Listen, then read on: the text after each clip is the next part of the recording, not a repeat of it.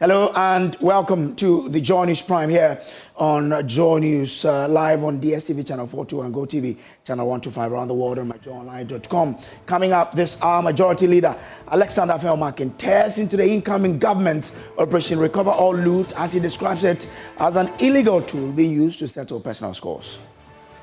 It is on this note that I condemn in no uncertain terms the establishment of a so-called committee called ORA.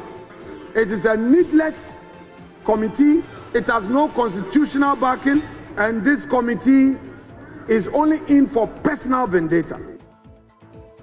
Well, we have details as he warns his side will not allow government to use that to silence the soon-to-be minority of the House.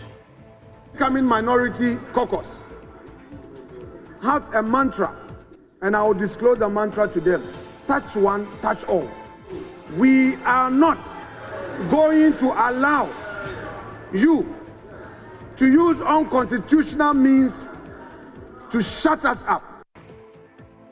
More as Minority Leader Dr. Ato Forson dissents on the outgoing government for what he terms as reckless borrowing.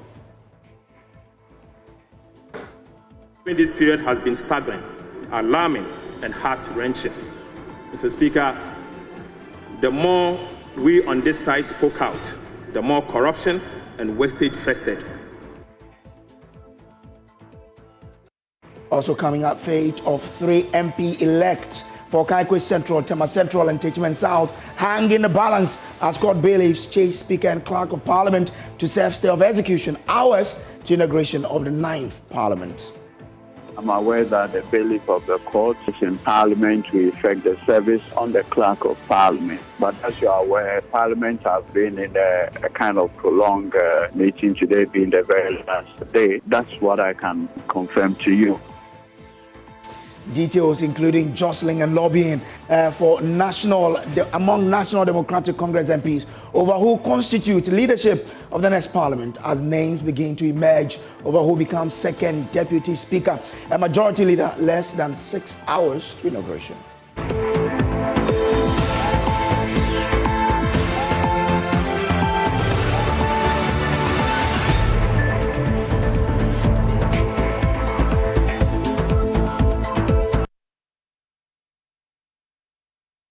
Well, the outgoing Majority Leader Alexander Felmakin is staring into the incoming John Dramani Mahama government's Operation Recover All Loot, ORA, describing it as an illegally formed body that must not be allowed the space to thrive in Ghana's democracy.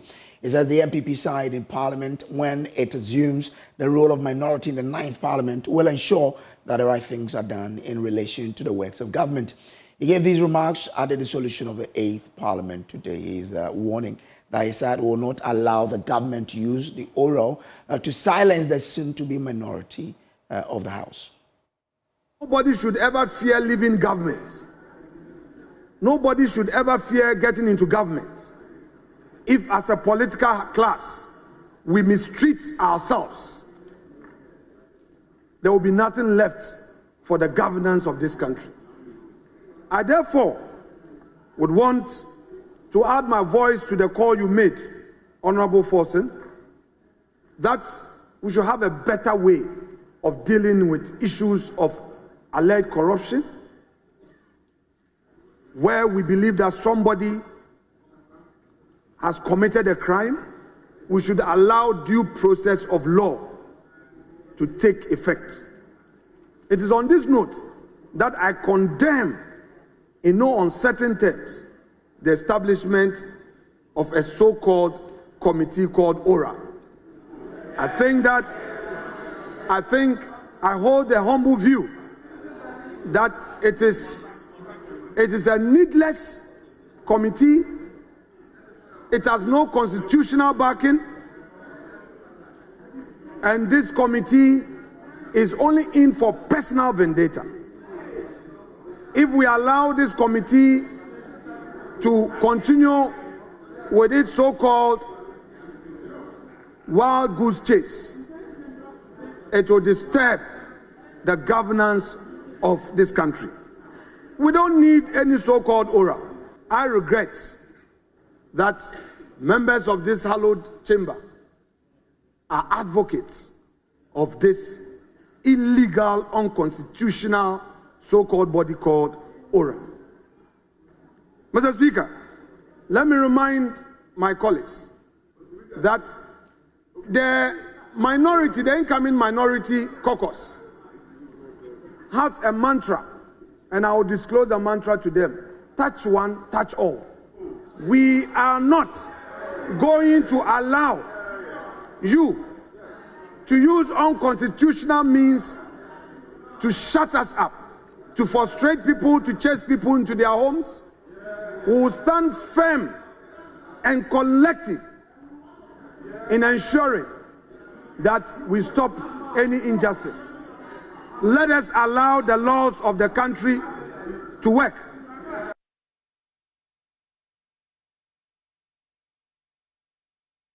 He also took a swipe at the minority for the attempt to block the renomination of Alban Sumana Bagbing as Speaker of the 9th Parliament. Of all he did for you people, you wanted to stage a coup against him. Some of you didn't want him to come again. Mr. Speaker, it is true. And if they dare me, I'll mention names. Yes. Yes. Some of you didn't want Mr. Speaker back. Of all that he did for you to get power, you wanted to remove him. It took the prayers of our side. It took the prayers of our side to get Mr. Speaker back to this house. It took our prayers to get Mr. Speaker back. Some of you wanted to stage a coup against him. Challenge me. Take a Bible or Quran and use it to defend yourself, and let's see. Yes.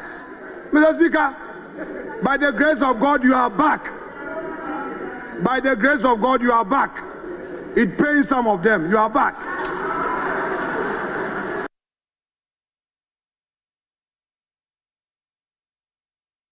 Now, Alexander Afeomaki has some advice for departing members of Parliament too. For those of you who are getting out of Parliament, please, the younger ones from both sides of the aisle, please don't give up public service. For those of you who are retiring, please avail your experience to the young ones. The young ones will need to learn from you, and I will plead with you to make yourselves available.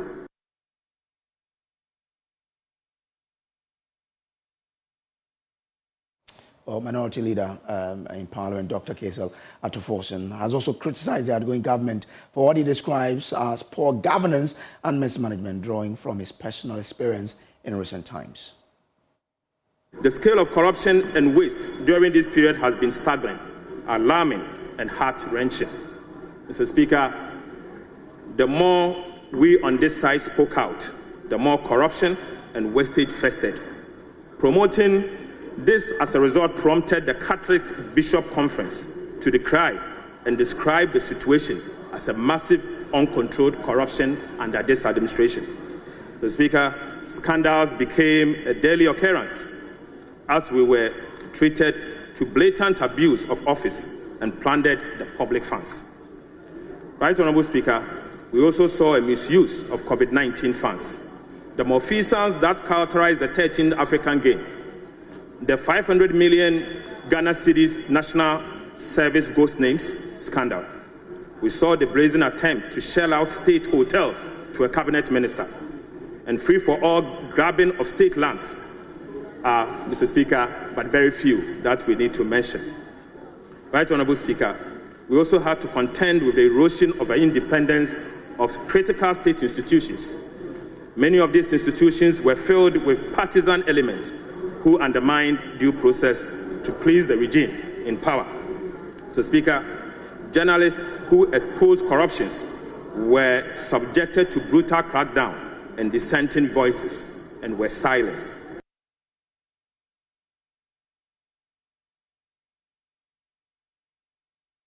Well, he also found time to speak about the prosecution in the ambulance case, of which he was an active, a member or part of that particular prosecution that took place within last year. At the personal level, I have had to pay a heavy price for my stance against the government mismanagement. Mr. Speaker, my recent prosecution, or call it persecution, by the Attorney General over frivolous and trumped-up charges was calculated to silence, intimidate, and completely extinguish a known dissenting voice. Right Honourable Speaker, my crime, Mr. Speaker, was that I sounded alarm bells on an economy that was being mismanaged and ruined by an act and omissions of a select few in government. The fact that my prosecution began in the wake of the tussle over e-levy should not be lost on anyone, that I became an instant target for the regime. Mr. Speaker, I was charged on the Christmas Eve, a few days after the rejection of the e-levy and the 2022 budget. Right Honourable Speaker, from that point, the Attorney General and the Minister responsible for Justice, Godfred Yabu-Adame, in whom the prosecutorial powers of the state is vested, was determined to deploy all crude tactics, including the use of subterfuge, to achieve his ends of malicious prosecution just to satisfy the regime.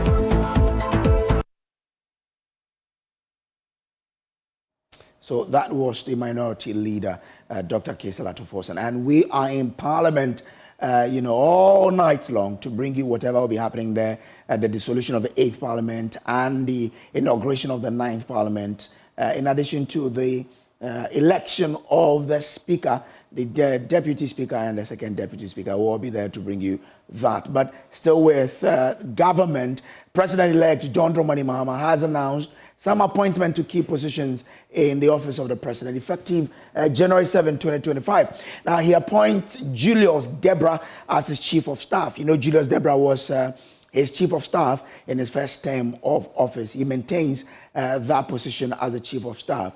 You also have Dr. Callistus Mahama. He has been appointed as executive secretary to the president. Prosper Douglas Bunny is head of interim security task force. You remember last week we brought you that story where he has made some appointment of some 6 people to act as interim, security task force. Dr. Prosper Bunny is heading that.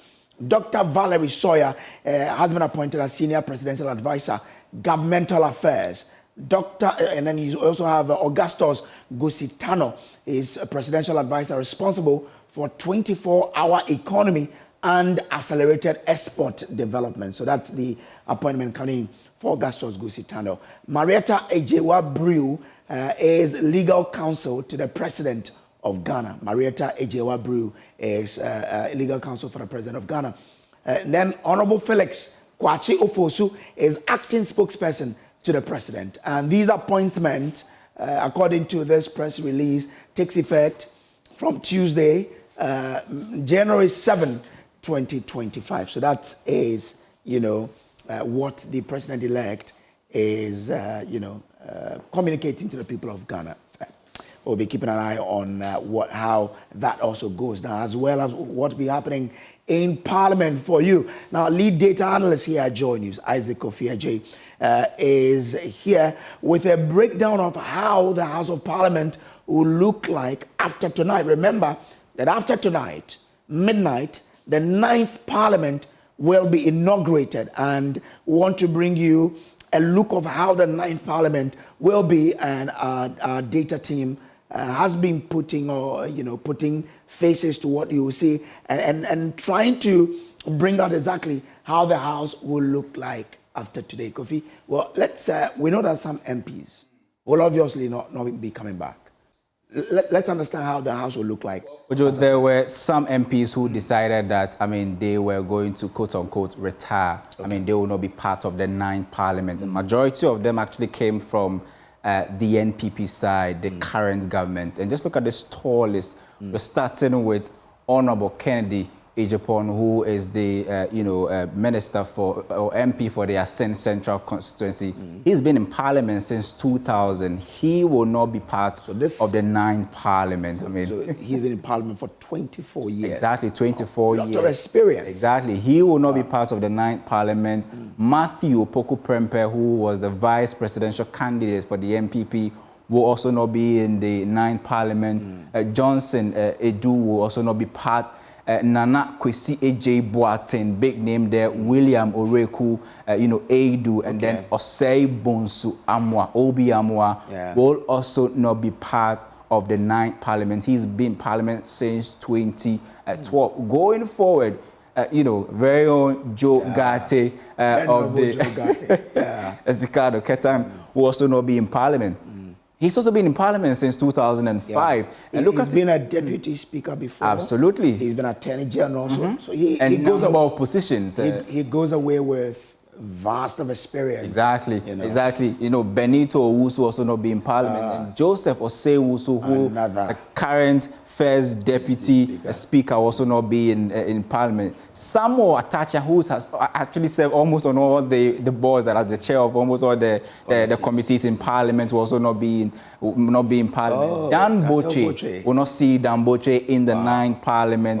Kwesi Amwakwata, the current roads minister, will also not be in Parliament. Past roads minister. Well, let's put it that way. And other, members of Parliament who will not be. But I mean, because we will not be coming. Yeah, I mean, it will also be good to look at the composition of the 9th Parliament, how it will be, and you can see the big green here. That tells you the near super majority that the NDC will have. They just need one person to get that super majority in the 9th Parliament. But what we know is that we still have one standing, constituency in the Ablekuma North that has not been declared yet. But just like we had in some of the parliaments, we have 4 independent candidates. It will be interesting to see which side they decide to play ball with. And you said the NDC needs one person. Just one person to become, when they get 184, that becomes super majority. They're able to get 2/3 majority. Now, beyond those who decided not to contest in the main election, there were some who decided to go ahead and still contest. Katie Amon was hoping to be possibly the most experienced NPP MP in the 9th Parliament. We all know he lost to a debutant, by 14,229 votes. He got 14,229 votes. That's against 13,275. And the other big names, Ambrose Derry also contested, but he lost to Richard Kuri. He will also not be coming to the 9th Parliament. There's also Eslo Wusu. Another big name. Yeah, big name. She will not be part of the 9th Parliament. Lost to a debutant, Kweku, Ado, who defeated her in that election there. There's also... So how many pastors do we have in Parliament now? Is there Asin South now? I think about 3 or 4, right? Yeah.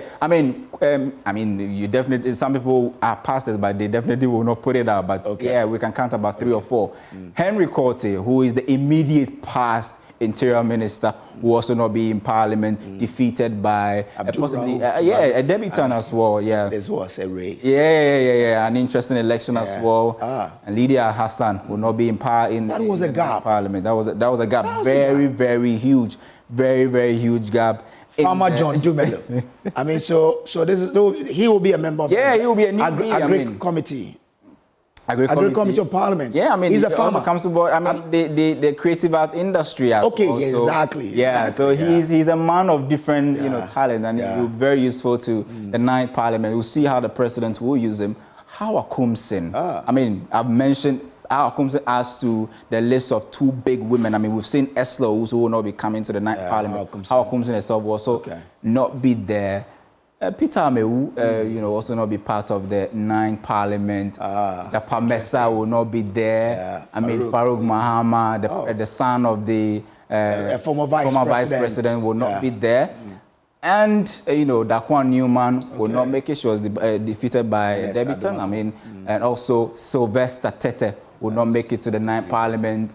Andy Apiakubi will also not be there. And the person who defeated Andy is an independent candidate. But we are told that he has links with the government. With the MPP. I mean, so definitely maybe he may decide to play ball with the MPP. But he said that I think I read an interview he granted where he said he wouldn't do business with the MPP. I don't know. I mean, what happened in 2000 will tell you that, I mean, in 2000 we saw the MPP having just exactly half of the number of members of parliament. I mean, they got 100 out of 200. They had to lobby to get other members for them to be able to form the majority. What we know is that if you look at the data, the other side, who are not mainly part of the minority, always decides to play ball with the majority. We do not know how that will pan out. But, of course, we are bringing on board newbies. So come to the touch screen.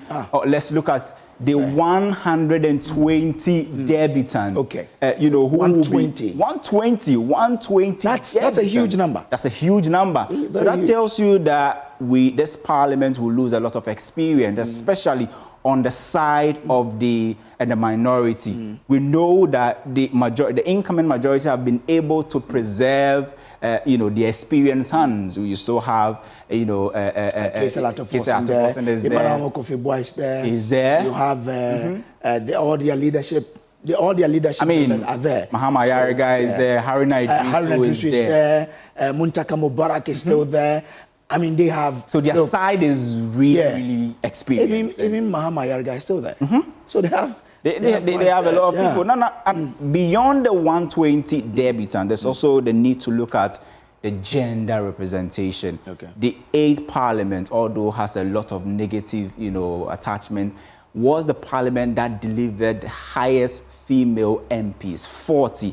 Now, I mean, we are going to see a marginal decline in the 9th Parliament. We do not know how you know, other results will look like. We still know that there are still some of the constituencies under contention. But what we know at the moment is that we will have about 39 females who will be coming to the 8th Parliament.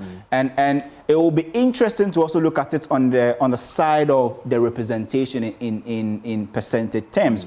The country has been able to move from the single digits in 1992, in 1996, in 2000. Now we are talking about double digits in you know, both the 6th, 7th, 8th, and even the 9th Parliament. Although there's a marginal decline, we're still going to see that, you know, election of the speakership. It will be interesting to see who will become the speaker. But yeah, let's bring. Yeah, I mean, and I always say that if you know, Alban Bagbin is re-elected, he makes history. He becomes the second person to have a second term, and the only person who has this privilege is Justice Daniel Francis. And I mean, he was retained in the first and second Parliament. You just made me miss this man.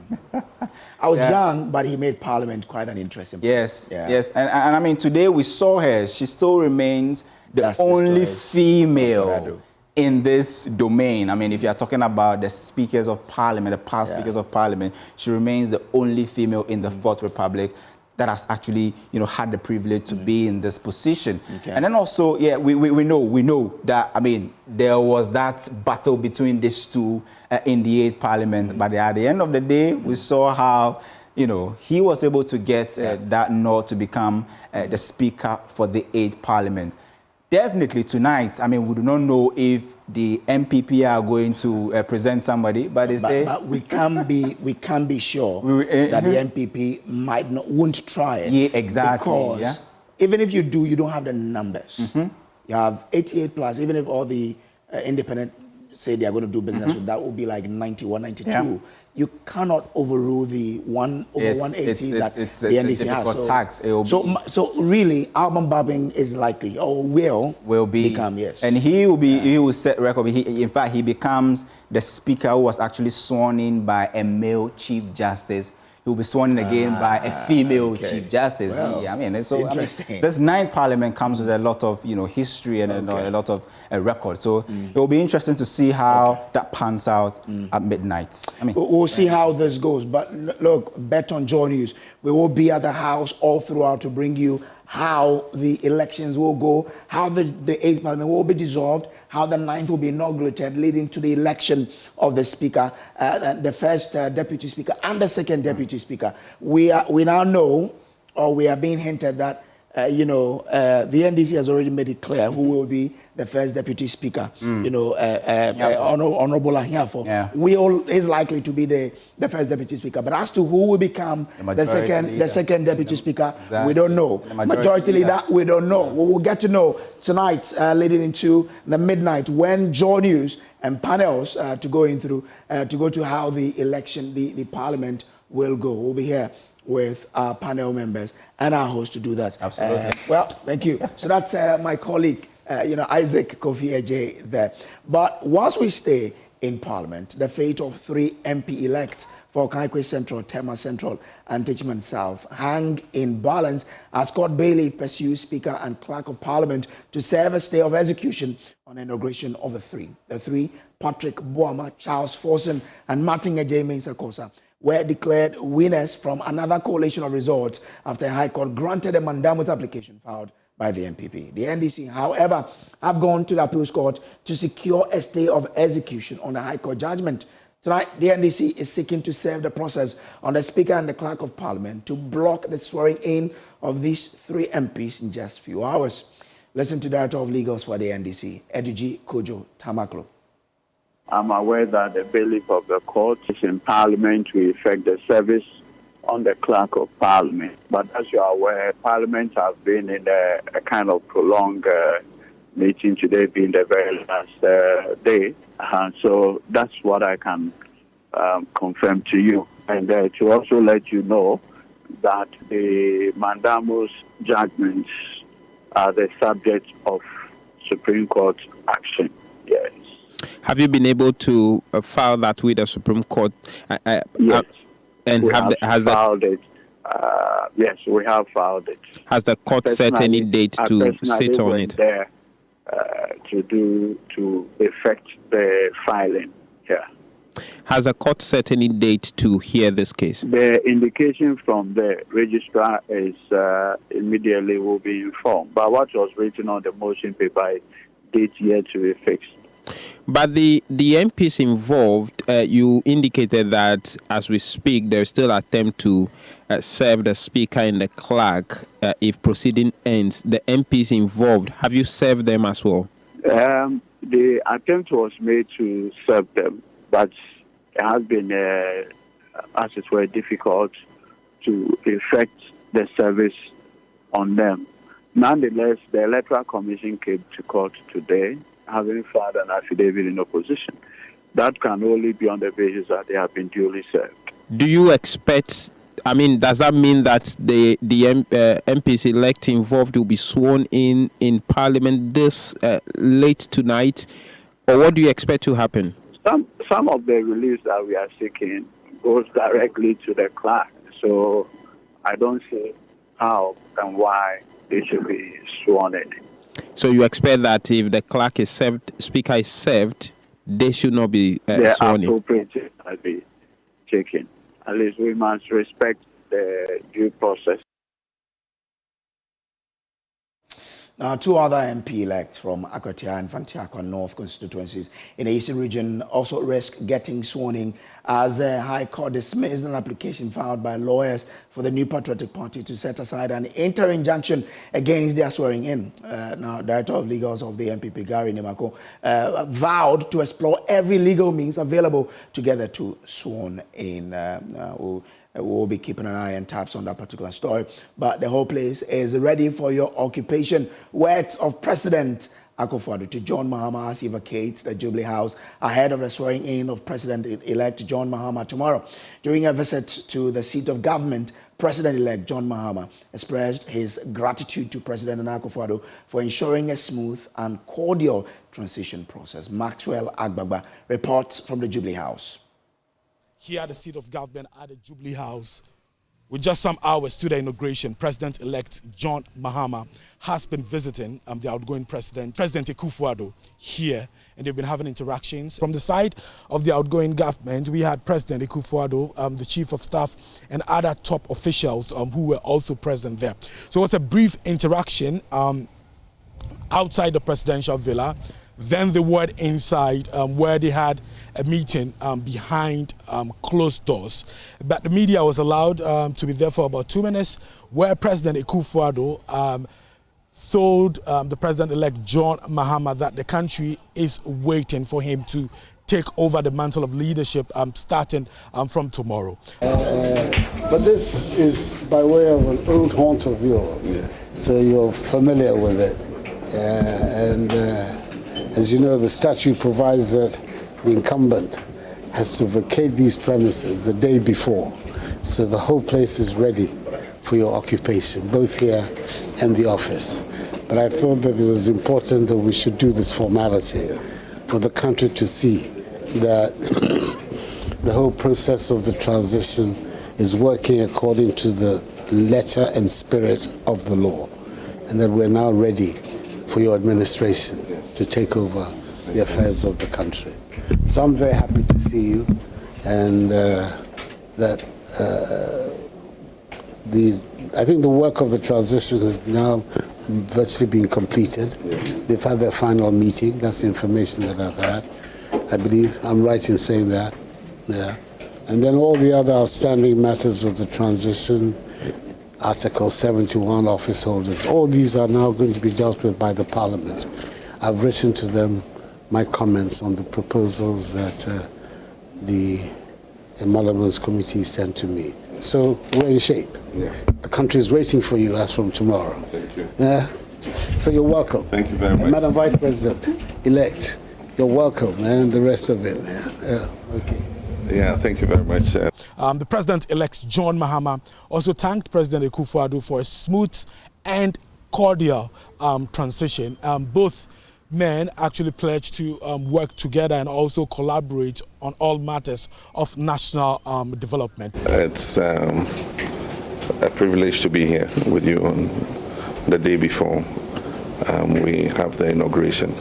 I want to thank you and your side of the transition team, Chief of Staff, for what has been a cordial and smooth transition. And we do think that we are quite ready, you know, with the information we have to start to work immediately after we finish the inauguration tomorrow. It is conventional to meet on the last day and as it were, take over, you know, the premises.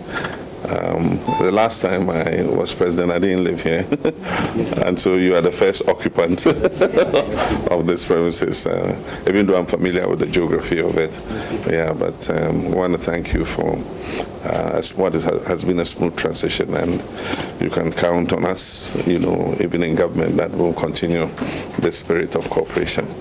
And so thank you again very much, Nana, and I want to thank you. The Clerk of Parliament, Ebenezer Ahoma Jetro, has expressed optimism that opening of the 9th Parliament and election of the Speaker will proceed peacefully, avoiding the chaos and disagreements that marred the proceedings 4 years ago.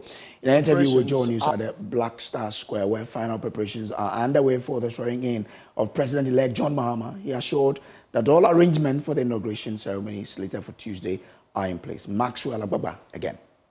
Preparations are far advanced for Tuesday's ceremony. I can tell you that all the people who will be playing critical roles on the day are here today, busily working, even on a Sunday. So on a normal day here at the Black Star Square, on a Sunday, it's quiet here.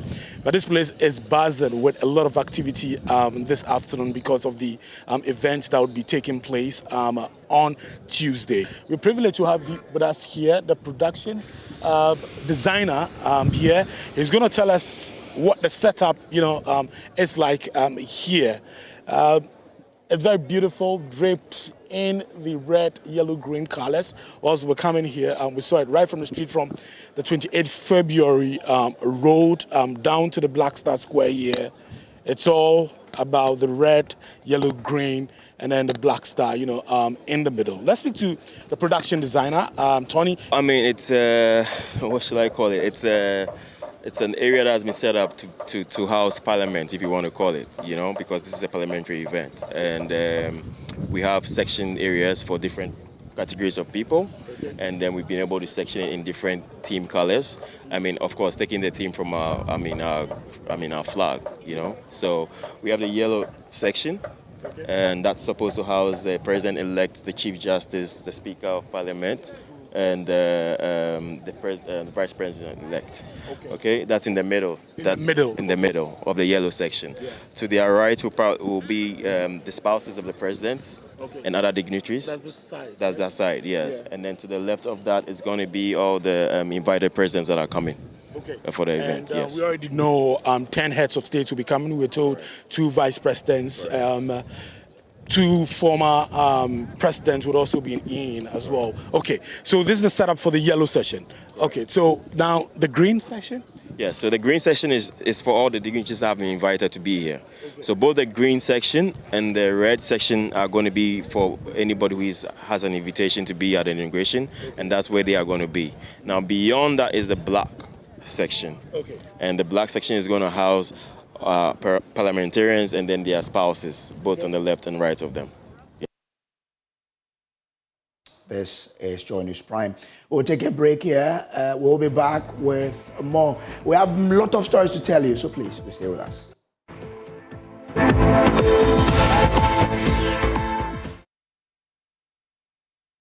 Hello and welcome to Prime Business with me, Pius Kojo Baka. Fitch Solutions has questioned the incoming NDC government's intention to abolish some taxes, saying such a move will affect government's fiscal consolidation program. According to the UK-based firm, the incoming government's promise to abolish taxes such as the electronic transaction levy, emissions levy, and COVID-19 levy is just a mere political rhetoric. Here is Associate Director at Fitch Solutions, Mike Kuruninga. Indeed, John Mahama has indicated that he might renegotiate the terms of Ghana's IMF program and that he wants to remove certain taxes implemented by the current NPP administration, including the tax on electronic payments, the e-levy. While he will probably cut these taxes, the ones he seeks to target represent a very small portion of Ghana's total public revenues, accounting for less than 3%. Therefore, we view the removal of these taxes as largely symbolic, largely political, rather than having a significant impact on Ghana's fiscal standing. That's it for Prime Business. Who business next?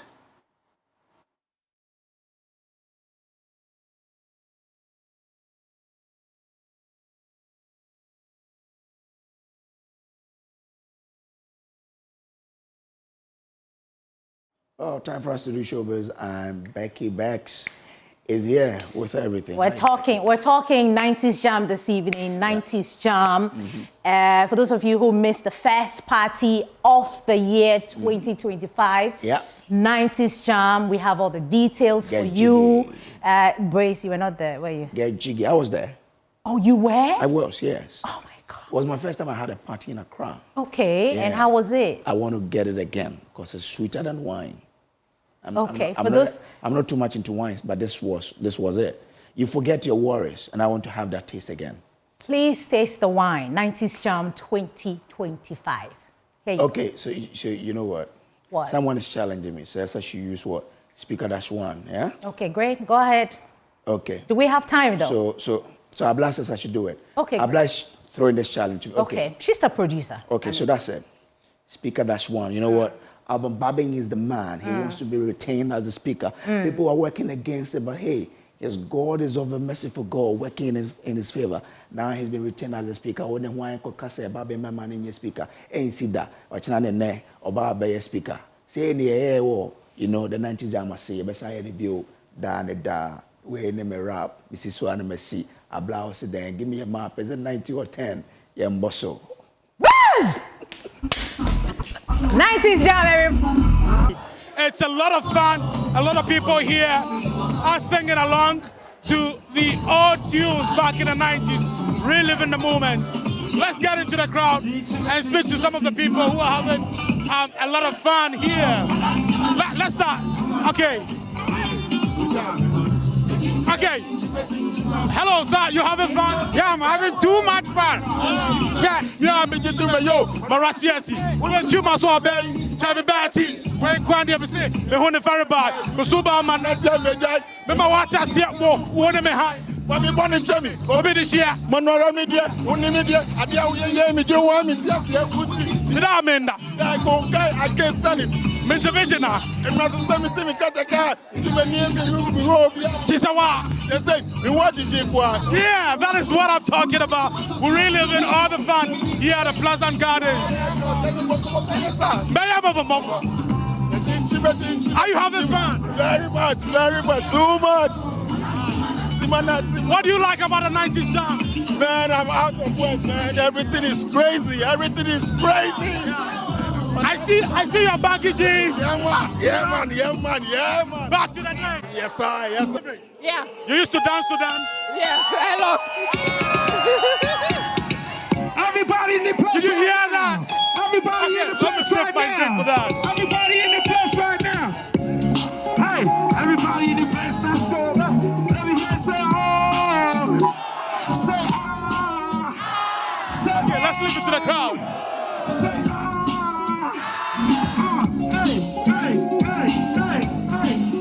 Let's go.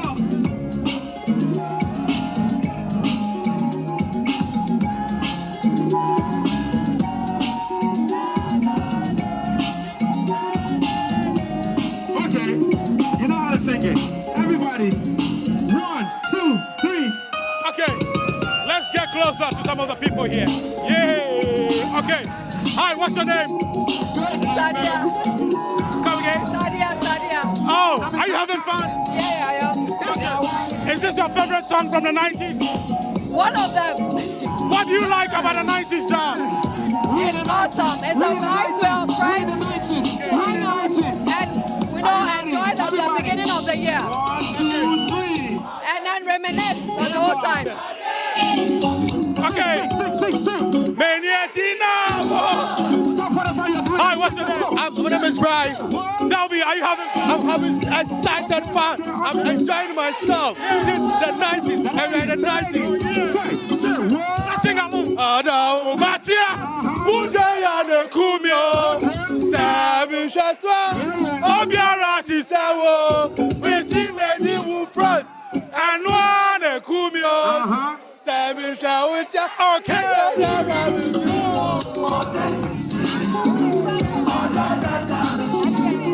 But she's having fun here. So two sisters marrying the photographer. And then Marie Eku. She's a Generation Z. Put your fist up. But a sister. This is beautiful. Well, Charlie, what a day that was. What a day that was. So what was your favorite, track from back in the 90s? Back in the 90s, Big. I had a lot of them. Okay. I have to think about which one was my favorite. Okay. Yeah. Oh no, I was singing one song, right? Not Odwe Sisimi.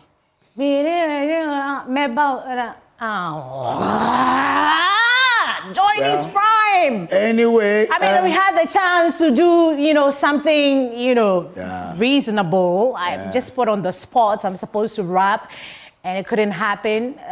Don't worry.